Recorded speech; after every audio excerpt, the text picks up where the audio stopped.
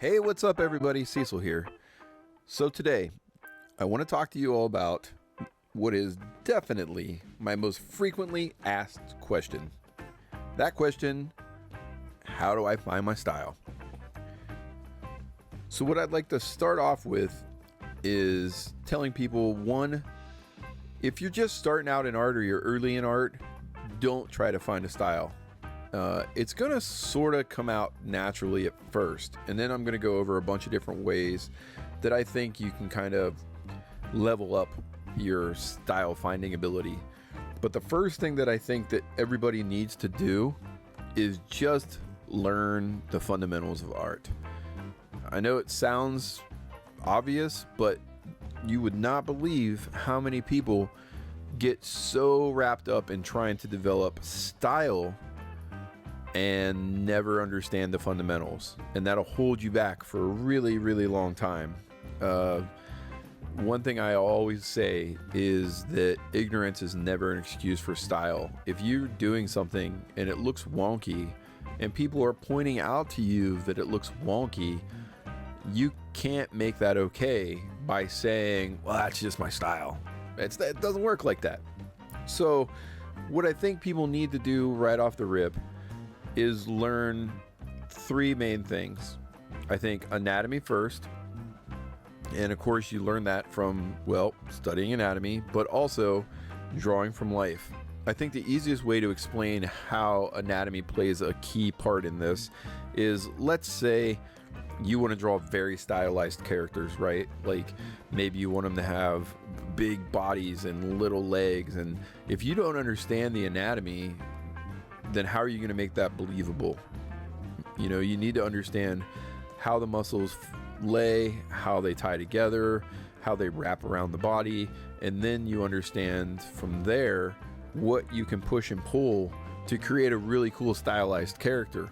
You know, if you're going to have like really short legs and a really big torso, then understanding where the muscles tie together is visually going to make it look right and believable. But even, you know, the bones, like understanding where the elbow needs to fall because of, you know, how you've stylized that body, understanding where the hands need to end, things like that.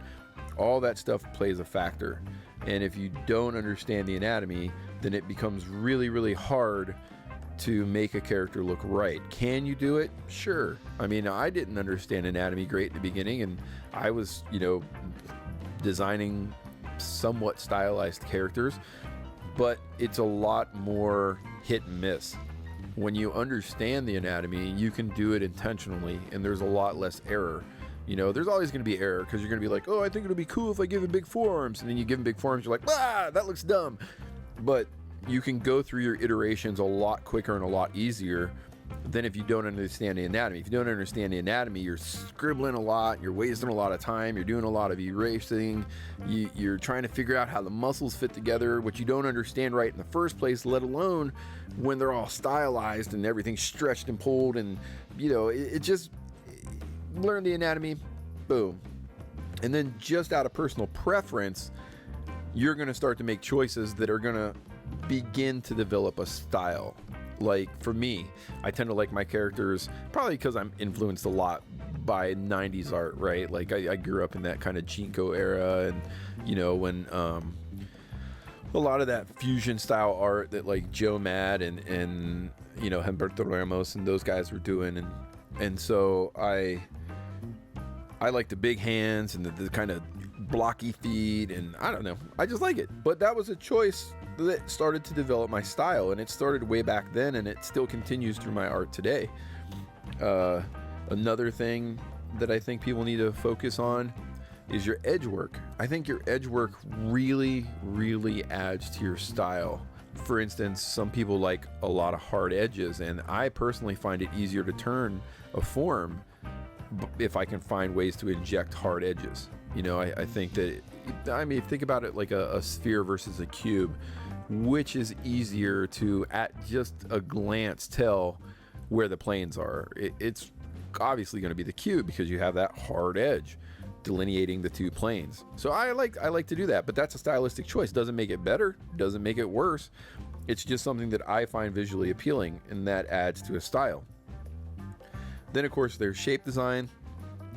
Shape design, some people like big chunky shapes. Other people like, a bunch of little tiles that kind of layer over top each other, or some like little, intricate shapes that sort of tie together like a jigsaw puzzle.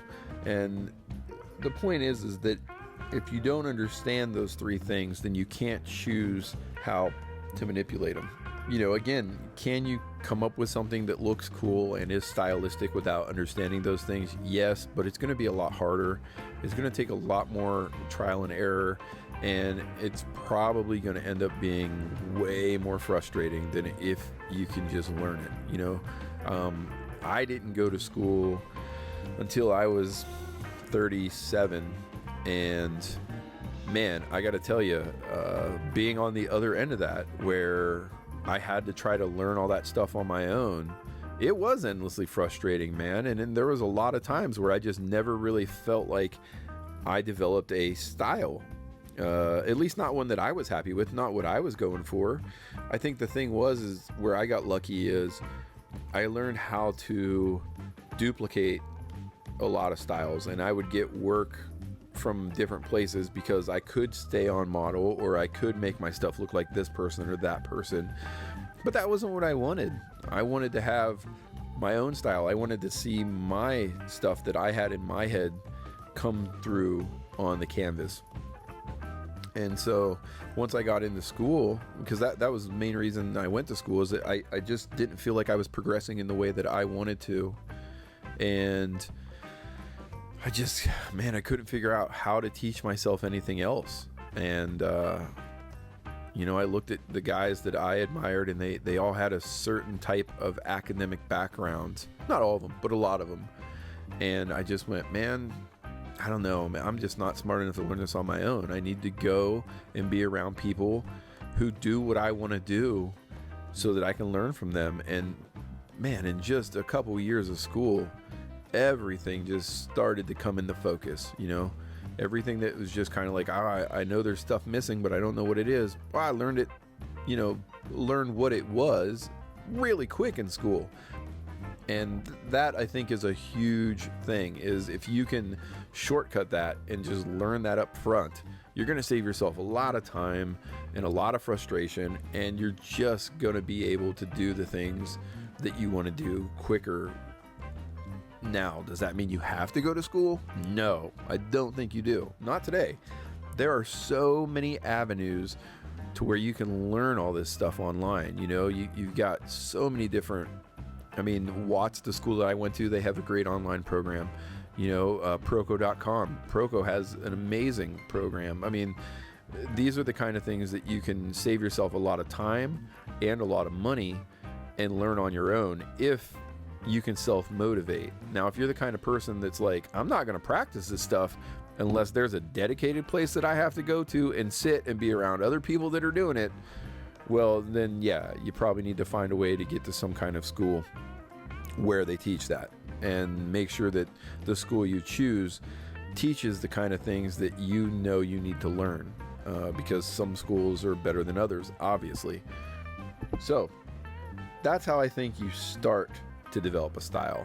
From there, I think you start to focus on influences. And obviously, when you start drawing, you're going to be like, I want to draw like Todd McFarlane, and you're going to, copy his stuff or whoever.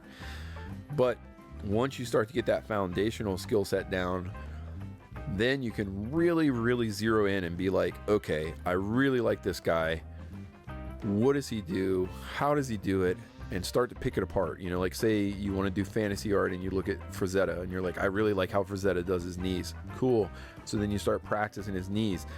At first you're going to look at his stuff and you're going to do your best to, just do it like him, right? But then as you do it over and over again and more of your work, it's going to start to morph into what you're already doing, and it's going to be something in between the two. And that is going to be another thing that lends more depth to your style. Now, don't just copy a couple people.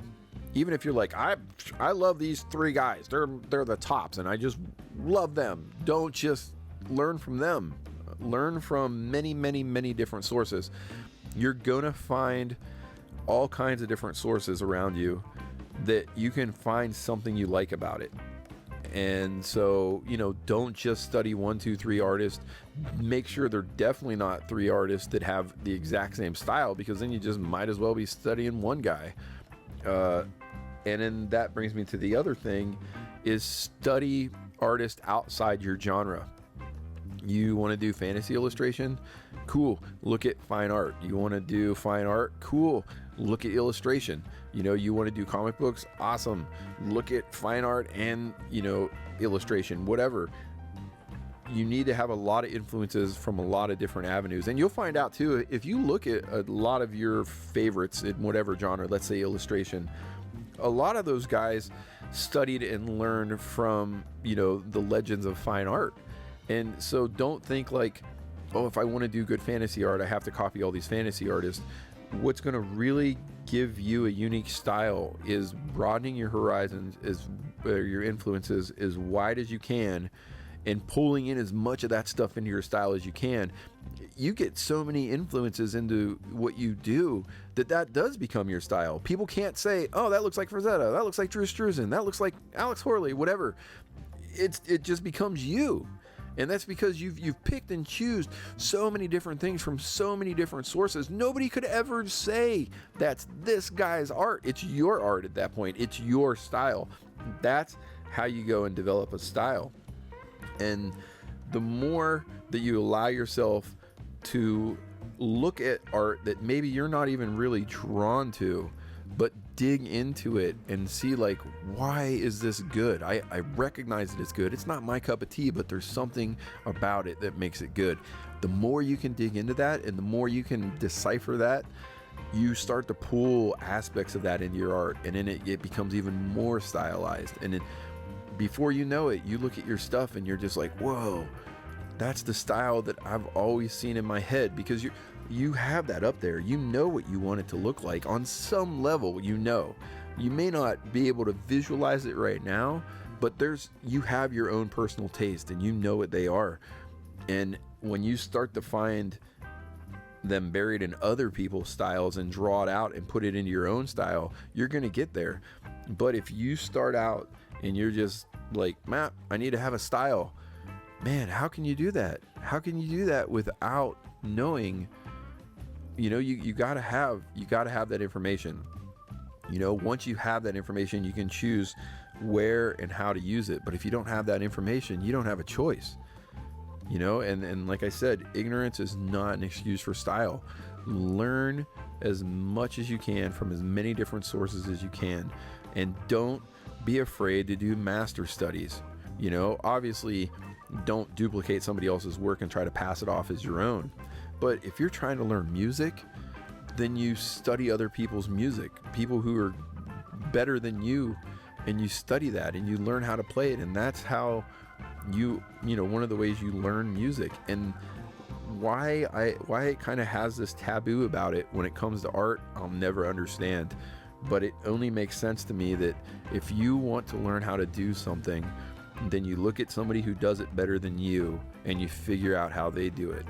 Then you can do it on your own. And like I said, once you've done it a lot of times, like I like how so-and-so draws hands. Once you've mimicked drawing their hands enough, then you're going to start to change it up. And little aspects of how they draw hands are going to go by the wayside and be filled in with things that you were doing previous. So when it comes to picking your influences, one of the easiest ways I think to do this, rather than just master studies, because I've done master studies, but I don't feel like I learned as much as this way. The method that I like to use the most is to print out a bunch of your favorite illustrations by a guy, right? Like, I really like this guy, so I'm going to print out these 6 pieces. I think these are the best 6 pieces he did. Put them up around what you're going to do. Look at them while you're doing your piece, and then start to incorporate the things that person did into your work. So like maybe it's his brush strokes. So you find an area on one of the pieces, you're like, oh, I really like his brush strokes. And then you go back to your painting and you try to emulate that. Or You know, maybe you find a reference where you're like, I love his knees, and so you print out his pieces that have a bunch of knees, and then you go to your piece and you try to figure out what he did in the construction of his knee that you like and incorporate that into your piece. To me, that was the easiest way to break an artist down. So hopefully that can help you guys out. At the end of the day, don't stress over developing a style. Style comes from knowledge. Stress over learning as much as you can so that you have the deepest well possible to draw from. So I hope that helps you guys out. I hope that answers the question to some extent.